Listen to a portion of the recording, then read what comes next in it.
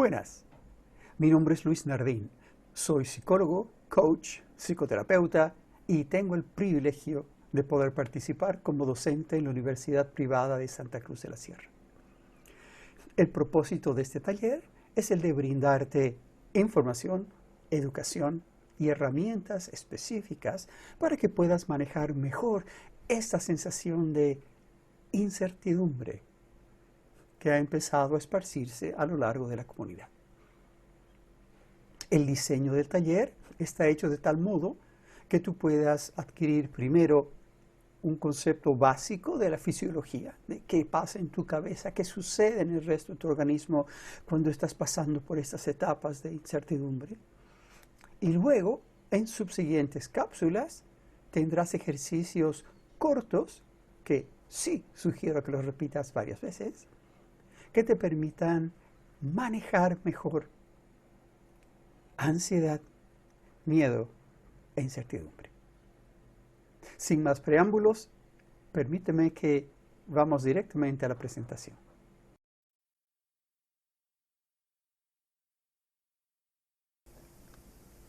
Al igual que la naturaleza, que nuestro planeta, que tiene una serie de estaciones, cambios de temporada, primavera, verano, otoño, invierno, nuestro organismo también pasa por cambios cíclicos, cambios bioquímicos que suelen darse de forma sincronizada. Tienen distintas duraciones. Por ejemplo, está el ciclo menstrual, cada 28 días más o menos, en la hembra de la especie humana. Está el ciclo circadiano, con una duración más o menos de 24 horas. Y esta parte involucra tanto la parte de vigilia, cuando estás despierto, como los momentos de descanso y sueño. Y un tercer aspecto es lo que llamamos el ciclo ultradiano. Ciclos ultradianos constan de una duración menor a 24 horas. El ciclo del sueño es uno de ellos. Cada 90 minutos, una vez que empiezas a dormir, vas a soñar. La persona promedio sueña de 4 a 5 veces por noche, duración de 5 a 15 minutos más o menos por sueño. El sueño es crítico. Dormir es muy bueno. Soñar es crítico. Porque es cuando estás soñando que la información adquirida en tu cerebro, especialmente por una parte llamada el hipocampo, esa información adquirida es luego redistribuida al resto de tu organismo. Entonces, es muy importante la actividad del soñar. Cuando estás soñando, los ojos empiezan a moverse rápidamente debajo de los párpados. Es lo que se llama el movimiento ocular rápido. Y si bien hay personas que dicen que jamás sueñan, si tú observas a esa persona cuando está durmiendo, te percatarás que en algún momento esos ojos empiezan a moverse. Si la despiertas ese momento, la probabilidad de que la persona recuerde ese sueño es muy alta. Ese momento estaba soñando.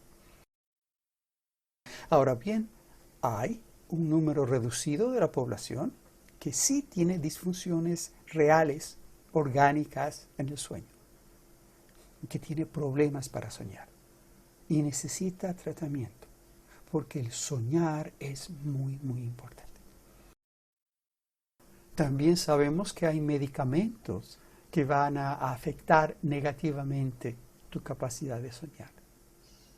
Y es importante considerar esos efectos colaterales y consultarlos con tu médico para ver qué haces al respecto si se manifiestan estos síntomas. Lo que nos interesa de modo particular, sin embargo, es este descubrimiento que hicieron relacionado con el ciclo de actividad y descanso. Es un ciclo que se da cada 90 a 120 minutos, biológico. Sucede en cada uno de nosotros. El momento que nos despertamos y tenemos un pico máximo de cortisol, de una hormona que nos ayuda a facilitar el desempeño de nuestras funciones. Este ciclo básico lo que hace es permitirnos ser activos, motivados, poner en práctica tareas que teníamos en mente. Y durante unos 90 minutos casi, estamos con las pilas puestas. Los últimos 20 minutos del ciclo. Sin embargo, esta actividad empieza a disminuir. Y entras a una etapa de valle, de un pico a un valle.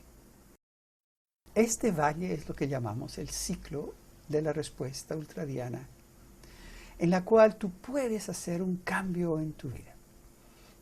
Puedes ayudar a tu cuerpo a regenerarse, a recuperarse, a descansar y nutrirse luego para tener energía y poder continuar en el día a día. Necesitamos escuchar al cuerpo. Cada 90 minutos tenemos este ciclo. Hay un empuje de energía y luego, como todo lo que sube, baja. Y tenemos que estar alertas y dispuestos a escuchar a estas señales del cuerpo para poder utilizar estos valles. El momento que nos sentimos cansaditos, para aplicar las técnicas que vamos a ir aprendiendo, porque es allí cuando podemos hacer la verdadera diferencia. Tenemos una opción. El momento del valle, el momento de los últimos 20 minutos, el cuerpo se siente un poco aletargado. Si nosotros escuchamos al cuerpo, aceptamos esa llamada, reconocemos que, esta es una fase biológica, es normal, es natural que estemos experimentando eso. Por consiguiente, tomaremos un descansito. Cuando lo utilizamos, lo percibimos de ese modo, entonces podemos inhalar, exhalar. Si tenemos tiempito, una siestita del perro, 5 o 10 minutitos, y luego nos despertamos con mayor energía. Este momento de la pausa ultradiana es cuando podemos tornar esta situación en una respuesta curativa. La otra opción es no hacerle caso al cuerpo, pelearlo, combatirlo, tratar de insistir. Y quizás en un principio puedas en base a fuerza de voluntad. Y luego requerirás cafecito. Y luego requerirás algo más fuerte, un rush. Cafeína multiplicada, cocaína, anfetaminas. Pero cada vez que no escuchas y que optas por combatir a esta respuesta natural del cuerpo que te está pidiendo descansar, cada vez que haces eso, estás forzando al cuerpo a que libere las hormonas del estrés. Y esto tendrá un efecto negativo a largo plazo. Cuando estás forzándote a trabajar bajo condiciones en las cuales deberías estar descansando, pues tenderás a cometer más errores, a sentirte más irritable, a tener menos concentración. Y más adelante esto se convertirá en algo más fijo, más determinado, manifestándose en insomnio, colitis y otra serie de problemas psicosomáticos. Tenemos la opción. Y por eso es importante el ciclo básico de actividad-descanso. Se llama actividad-descanso porque luego de que el cuerpo está activo, necesita descansar. nosotros podemos optar por descansar cuando necesitamos descansar. 10, 15 minutitos, pilas cargadas y seguimos adelante. Voy a enfatizar en esta parte porque es aquí, es en este momento, cuando estamos sintiéndonos cansaditos, cuando podemos aplicar los ejercicios que estaremos aprendiendo. El cerebro es fantástico, es curioso, es complejo. Pues tienes tú que el hemisferio cerebro, tenemos dos tipos, de cerebro, llamémoslo así. Dos lados del cerebro. El hemisferio izquierdo controla el lado derecho y el hemisferio derecho controla el lado izquierdo. Entonces, cuando tú levantas tu mano izquierda, es tu cerebro derecho el que está controlando ese movimiento. ¿Ok? Pero hagámoslo un poco más complejo. Resulta que cada 90 minutos tienes lo que llamamos la dominancia hemisférica. Entonces, cada 90 minutos, uno de tus dos hemisferios cerebrales, uno de los dos lados del cerebro, domina, controla, está a cargo del resto de tu organismo. Y esto es importante, ¿por qué dirás? Porque cuando estamos hablando de ansiedad, estamos hablando de personas que tienen esta sensación grande de incertidumbre, podemos encontrar dos características de ansiedad y a veces una combinación de ellas. Hay personas que van a manifestar una serie de pensamientos repetitivos, lo que llamamos obsesión. No puedes dejar de pensar. Estas personas tienen una sobreactividad en el hemisferio izquierdo. Y para ello requieren un tipo de abordaje de tratamiento muy específico también. Otras personas que dicen que se sienten ansiosas, en realidad manifiestan los síntomas de un modo más fisiológico. Latido cardíaco, pulso, respiración, les falta concentrarse. Es una parte más emocional.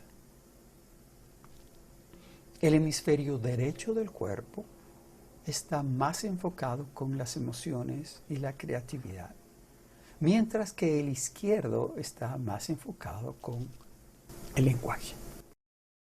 Entonces, hace sentido de que una persona que tiene problemas relacionados con obsesiones, con pensamientos constantes, tenga una sobreactividad de su hemisferio izquierdo. Cuando estamos tratando de ayudar a una persona con este tipo de situaciones, queremos identificar cuál de los dos hemisferios cerebrales, cuál de los dos lados de tu cerebro es el que está sobreactivo. Porque uno de los descubrimientos de Ernest Rossi, un brillante psicobiólogo norteamericano,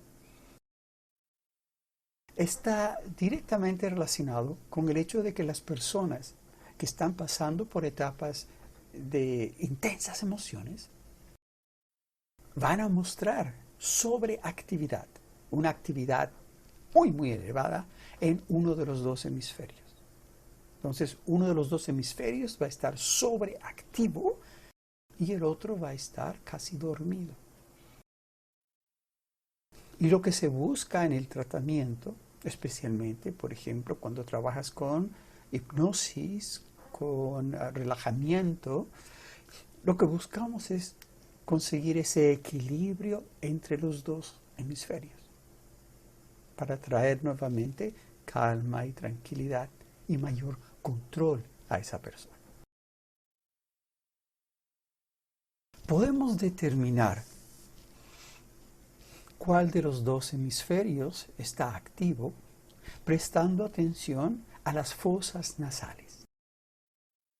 Entonces, cuando hay un mayor flujo de aire por tu fosa nasal izquierda, eso implicaría que estás en la fase de descanso y que al mismo tiempo estás con un hemisferio derecho sobreactivo. La parte emocional, en este caso, sería más activa cuando tu fosa nasal izquierda permite un mayor flujo de aire. Como habíamos dicho, el hemisferio derecho de tu cuerpo, de tu cerebro, controla la parte izquierda de tu cuerpo. La fosa nasal izquierda está controlada por el hemisferio derecho. Esto es un poquito complejo quizás aquí ahora, pero vas a saber y vas a descubrir el por qué te estoy hablando de esto. Lo vamos a aplicar directamente en los ejercicios.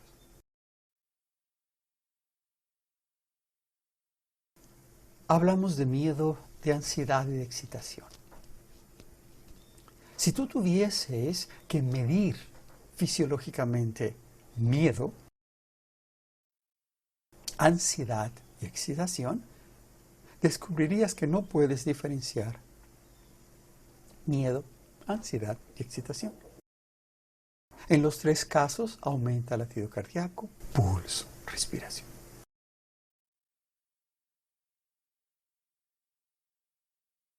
El miedo es una respuesta biológica, algo que no puedes controlar. Es tu organismo diciendo, me siento amenazado, debo hacer algo al respecto. En cambio, la ansiedad es más bien una interpretación subjetiva. Estás anticipando. Puedes haber tenido una mala experiencia previa y luego preocuparte con relación a si esta va a volver a suceder. Y entonces se convierte en ansiedad. ¿Qué pasa si esto sucede de nuevo? ¿Qué pasa si vuelve a ocurrir? Sin embargo, ansiedad tiene que ver con algo que todavía no ha sucedido. Podría suceder, cierto, mas no ha sucedido todavía. En cambio, el miedo, sí, esto está sucediendo y debo hacer algo al respecto. Lo curioso es que tu cerebro muchas veces, y lo vamos a ver en un ratito más, no puede encontrar la diferencia y confunde uno con lo otro. Cuando estás ansioso, hay esta tendencia de pensar que deberías frenarla, quitarla, hacer que desaparezca la ansiedad. Sin embargo, la ansiedad es positiva, tiene su función, tiene su razón. Todos experimentamos ansiedad. Ansiedad es importante percibirla como un tipo de energía. Y la pregunta es, ¿qué quiero hacer con esta energía? Si no tuviéramos ansiedad, no tendríamos motivación. La ansiedad, en cierta forma, nos apunta, nos empuja, nos ayuda a conseguir logros, objetivos, planificar y tratar de conseguir aquello que hemos planeado. Ansiedad tiene una función muy positiva. Y la pregunta es, no deshacerme de ella, sino cómo la voy a manejar. El momento en que la ansiedad se convierte en un problema es cuando la ansiedad es muy alta. Es entonces cuando tengo que decidir cómo la voy a manejar. Adaptando el modelo de Jeffrey Zeik, necesitamos considerar la fuente, la ruta y el gatillo de esa ansiedad. Mientras más pronto nos damos cuenta, nos percatamos, identificamos de dónde vino esa ansiedad, qué gatilló esa sensación de incertidumbre, más pronto podemos intervenir, más pronto podemos hacer algo al respecto. Jeffrey Zeig presenta un modelo de 5 parámetros a considerar. El primero está relacionado con tiempo y velocidad.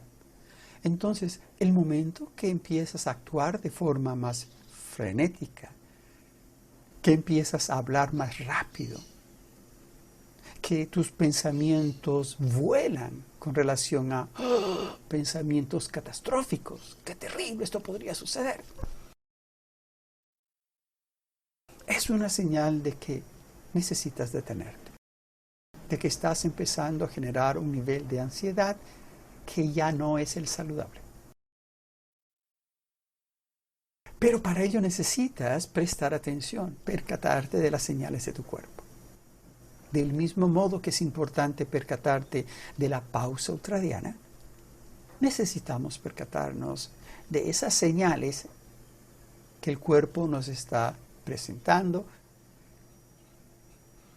para hacer algo al respecto. Necesitamos identificar las rutas y los gatillos. Otro aspecto que genera, que es un gatillo, una ruta, y que necesitamos prestar más atención para poder hacer algo al respecto, más temprano que tarde, es el aspecto lingüístico.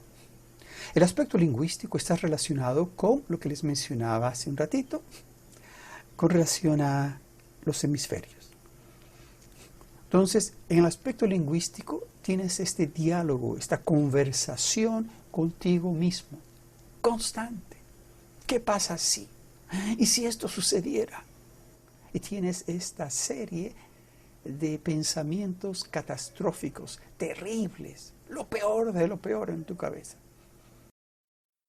Pero no solamente son relacionados con cosas terribles que podían suceder, sino también muchas veces vienen acompañados con un tipo de generalización.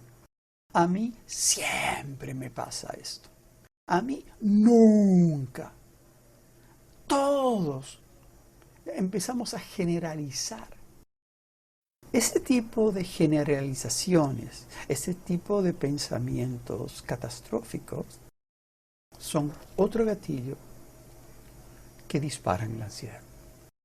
Mientras más temprano nos percatamos de eso, más temprano podemos actuar para poder manejar la ansiedad de una manera más saludable. Un tercer aspecto está relacionado con aquellos individuos que son más bien hiperrealistas.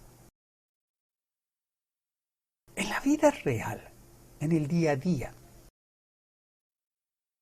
hay muchas cosas que podrían matarte. Podrían atropellarte, podría caerse un avión encima tuyo, podrías electrocutarte. La comida que estás ingiriendo puede crear más adelante cáncer. O sea, sí, probabilidades de que mueras existen todo el tiempo.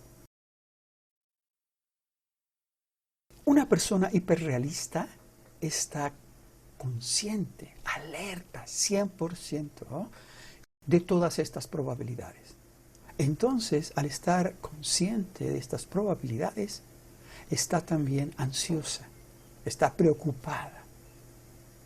No puede hacer nada al respecto en los hechos, pero está tan preocupada con todo ello que en realidad al final termina con un comportamiento de congelamiento, de bloqueo. Para poder funcionar relativamente de manera sana, necesitamos desarrollar un tipo de negación adaptativa. Necesitamos no ver ciertas cosas. O sea, la persona que puede desenvolverse relativamente de modo adecuado en sociedad es una persona que, entre otras cosas, tiene una capacidad de negación adaptativa. Una vez más, si soy una persona hiperrealista, necesito percatarme en qué momento esos pensamientos, ese percatamiento consciente de lo que está a mi alrededor, está comenzando a afectarme negativamente. Mientras más temprano me doy cuenta de ello, más temprano puedo actuar para manejar esa ansiedad. Luego tenemos el otro aspecto relacionado con el contagio emocional. Si tú estás alrededor de personas que constantemente hablan de muertos, de muertes, de enfermedades, etcétera, etcétera, etcétera, es probable que muy pronto termines también preocupado, ansioso, lleno de incertidumbre. Un factor que tiende a contribuir a esta situación es que en el cerebro tenemos células especializadas, lo que llamamos las neuronas espejo, cuya función es ayudarnos a desarrollar empatía por las otras personas. Y entonces, cuando los otros hablan de estas cosas terribles, nosotros vamos a querer entrar en sincronía con ese grupo de personas. Pero al entrar en sincronía, corremos el riesgo de terminar sintiéndonos exactamente igual que ellas. Entonces, parte del proceso muy importante de determinar rutas y gatillos es el percatarnos. ¿Con quién estoy? ¿De qué habla esta persona? Y el momento en que ese tipo de conversación empieza a hacerse el patrón constante, quizás es momento de alejarme de esas personas o de ese lugar. Necesito hacer algo. Sin embargo, para hacer algo necesito darme cuenta que eso está sucediendo. Y eso es un proceso que implica estar consciente, alerta de qué está sucediendo en mi entorno, qué está sucediendo en mi cuerpo, qué cambios me percato que se dan en mi cuerpo. ¿Estoy en el momento de la pausa ultradiana? Y el último factor es el fisiológico. Si no estás durmiendo bien, no estás alimentándote bien, estás consumiendo cigarritos, drogas, cafeína, etc. Obviamente tu cuerpo no va a estar en el mejor estado atlético, en el mejor estado de salud para lidiar con amenazas. Y vas a tender a responder de una forma más extrema. Entonces necesitamos poder percatarnos de las rutas, de los medios y de los gatillos que hacen que nuestra ansiedad se manifieste. Uno de los aspectos más importantes está relacionado con el cómo nosotros hacemos ansiedad, cómo nosotros construimos ansiedad. Porque si bien puede haber un aspecto fisiológico y un aspecto contextual que ayudan y actúan como gatillos, hay algo que nosotros, independientemente, hacemos para que eso se dé. Y parece un poquito paradójico. Igual que cuando hablas con una persona que te dice que está deprimida, entonces la pregunta importante es, ¿y cómo haces tu depresión? Porque hay algo que tú haces que contribuye. No estamos hablando de culpa, estamos hablando de que hay algo que tú haces que contribuye a que la experiencia se manifieste. Y eso es algo que vamos a hablar también más adelante con relación a lo que llamamos los procesos cognitivos, lo que pasa en tu cabeza, con relación a lo que tú percibes como realidad.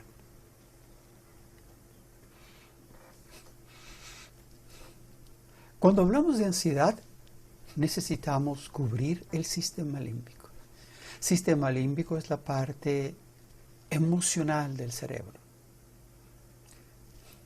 Y en esta parte tenemos dos elementos súper importantes. En realidad son cuatro, porque es un par de amígdalas y es un par de hipocampo. Cada uno a un lado del cerebro, cada hemisferio, como habíamos mostrado anteriormente. La función de la amígdala es la de estar alerta ante potenciales amenazas. Está a cargo de nuestra seguridad.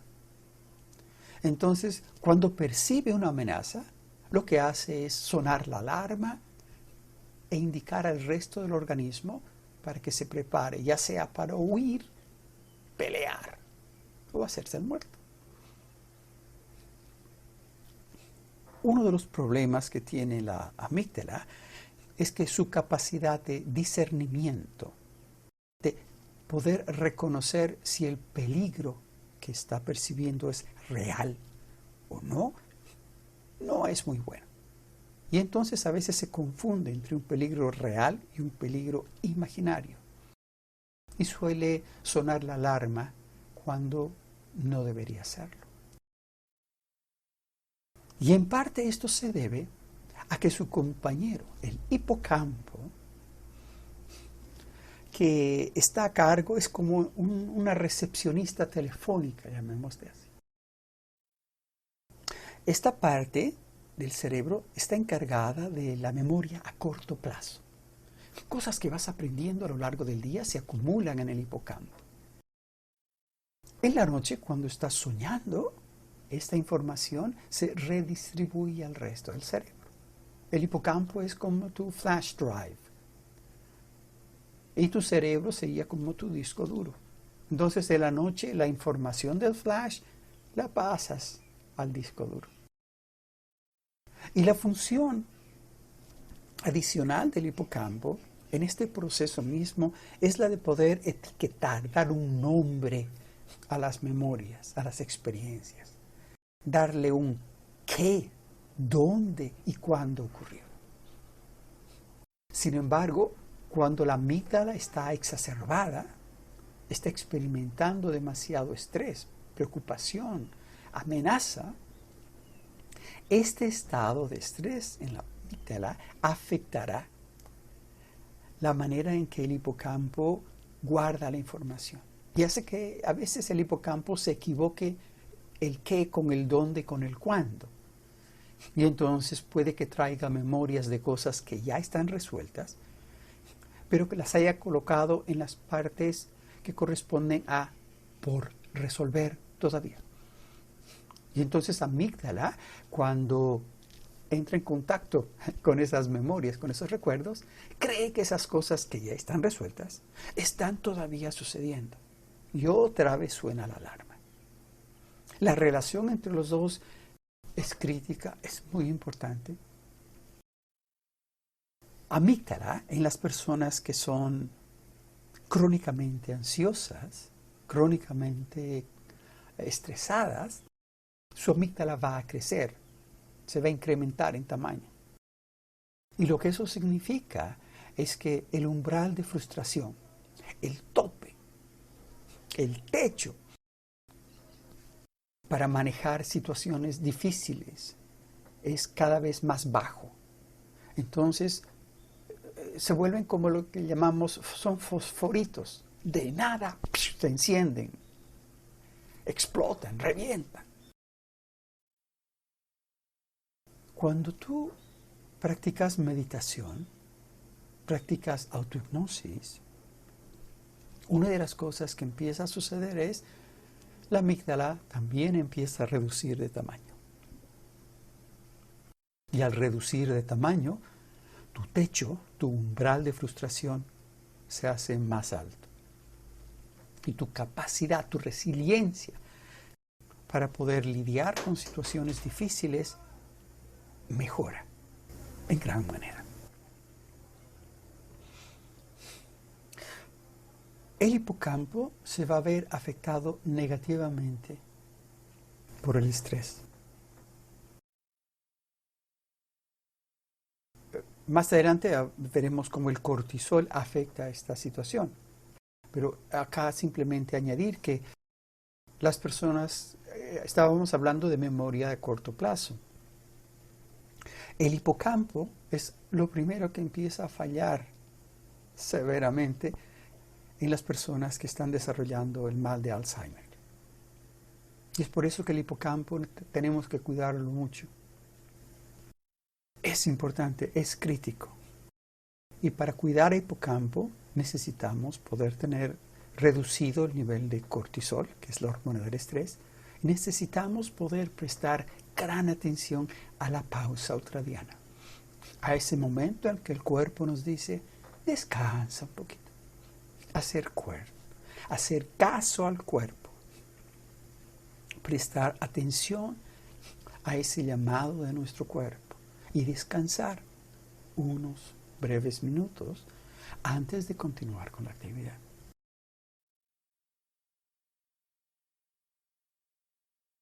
Cuando tenemos una situación de amenaza real, llamémosla así, porque estamos viendo allá afuera, esa señal de amenaza se va a manifestar entrando por uno de nuestros sentidos, generalmente la vista. Entonces vamos a ver esta serpiente y la señal va a entrar primero al núcleo geniculado lateral del tálamo, pero del núcleo geniculado lateral, el núcleo geniculado va a tener una respuesta rápida, un atajo hacia la amígdala. Y es esa respuesta la que nos hace saltar. ¿Ya? No está bajo nuestro control. Directamente nos movemos de una forma automática. Es como el cerebro diciendo, por si acaso, hagamos algo para evitar esta situación de peligro. Y hay también un caminito largo. El caminito largo es de los ojos al núcleo geniculado y luego a la izquierda, abajo, hacia la corteza visual. Acá tenemos oportunidad de mirar la serpiente y decir, ¿será que es una de esas víboras que pican? ¿Será que es simplemente una víborita de campo? ¿Será que mi vida está en peligro? Y entonces la información que es procesada llega a la amígdala y una vez que ha sido procesada, de repente la amígdala dice, no, la verdad no vale la pena asustarnos. Estaba actuando de forma extrema. Sin embargo, cuando la amígdala percibe el peligro como algo real, entonces sonará la alarma y generará 3 tipos de respuesta en nuestro organismo. Una respuesta conductual, un comportamiento, una respuesta química con el componente endocrino y una respuesta autonómica con nuestros nervios, nuestro sistema nervioso. Cuando nos sentimos amenazados, tenemos generalmente 4 tipos de comportamientos que podemos llevar a cabo. Puede ser el bloqueo, el hacerse el muerto, el congelarse, que inicialmente tiene una función útil. Es, no voy a hacer nada y voy a pensar opciones de salir de esta situación. En su extremo, te deja completamente incapaz de moverte, inmóvil. Tienes la opción, especialmente si estás lidiando con alguien que te quiere atacar, de aplacar, someterte. Por favor, no me robe, no me mate, le doy mi billetera, voy a hacer lo que quiera. Y a veces puede funcionarte. En otras circunstancias, simplemente necesitamos pelear. La pelea es muy útil en el sentido en que si vencemos al agresor, tenemos mayor probabilidad de sobrevivir. Al mismo tiempo, también corremos el riesgo de ser muertos. o de sufrir lesiones en el cuerpo. La otra opción es escapar. Una fuga puede significar sobrevivencia. No necesariamente garantiza, pero por lo menos te da un espacio desde el cual poder luego explorar, planificar otro tipo de estrategias. Estas 4 tipos de formas de manejar la amenaza no son conscientemente decididas. Tienden a suceder de forma automática. Lo que buscamos por medio de los ejercicios, por medio de prestar mayor atención a la pausa ultradiana, es aumentar las probabilidades para que en aquellos momentos en los que sintamos amenaza, podamos tener un poquito más de oxígeno que llega a la parte frontal del cerebro, a lo que llamamos el lóbulo prefrontal, que es donde evaluamos, planificamos, buscamos resolver problemas, encontrar soluciones. Tener más oxígeno en esa parte, de manera que este bloqueo o aplaco o combate o escape se torne un poquito más consciente. Tengamos la habilidad, la capacidad, la oportunidad de pensar un poquito más cómo responder ante la amenaza.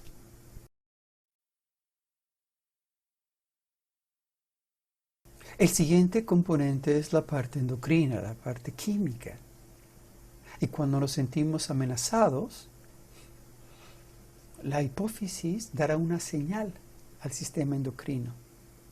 Y aquí se habrá una respuesta en términos de la producción de cortisol, se liberará adrenalina, que son 2 hormonas relacionadas con el estrés. El momento que se dispara la adrenalina, aumentará tu latido cardíaco, pulso, respiración.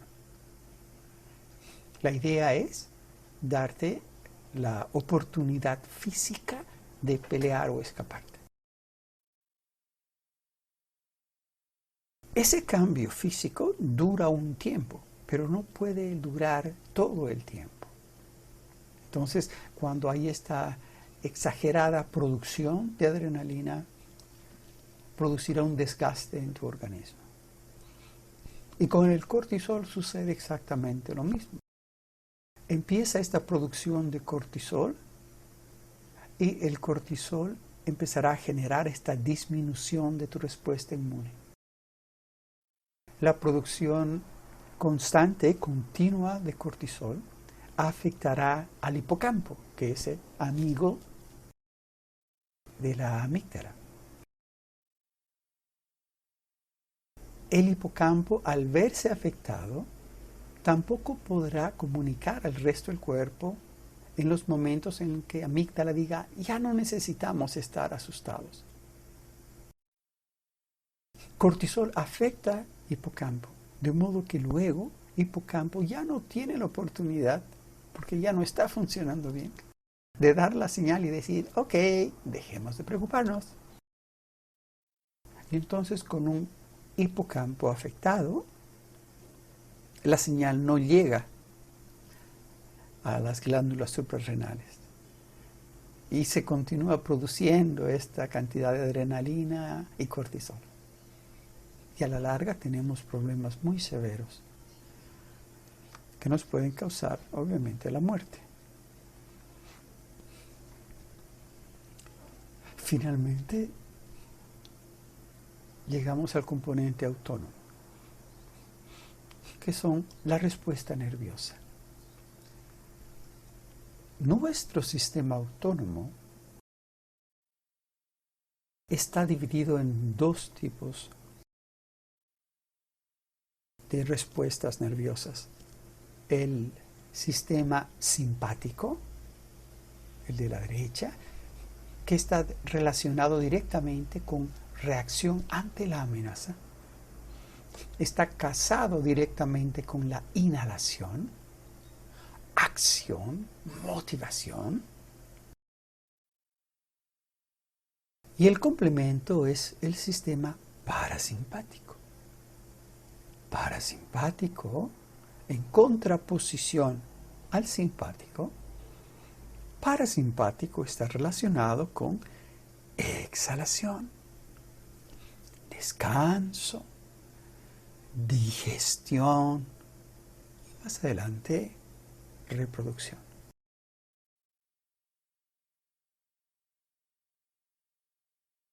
Cuando hablamos en términos del sistema simpático, un aspecto importante a considerar es que este lado del sistema simpático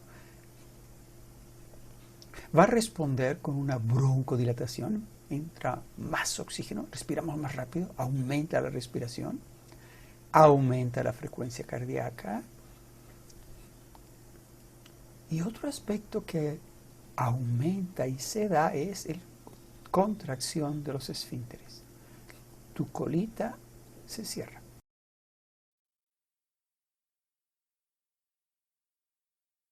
Este aspecto es muy importante. No le prestamos atención suficiente, pero una de las respuestas inmediatas bajo situaciones de estrés o de miedo es tu colita se cierra. Cuando te percatas más, cuando puedes discernir la sensación que se está dando en los esfínteres, puedes determinar tu nivel de estrés. Y puedes optar por relajar la colita. El momento que aprendes a relajar tu colita, tus esfínteres, el resto de tu organismo también empieza a relajarse.